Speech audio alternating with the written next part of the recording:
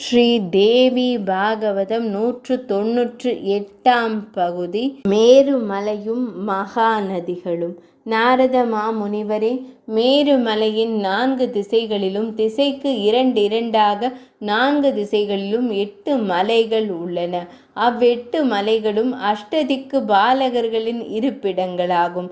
அங்கு ஸ்ரீ மகாவிஷ்ணு தனது இடது கால் பெரு விரலால் நசித்த துவாரம் ஒன்று உள்ளது.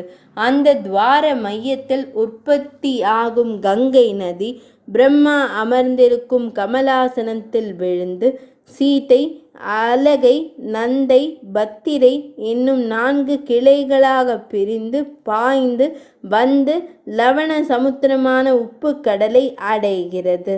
இவை தவிர பல நதிகள் மேரு மலையில் உற்பத்தியாகி பாய்ந்து அந்த பூமியை செழிக்கச் செய்கிறது.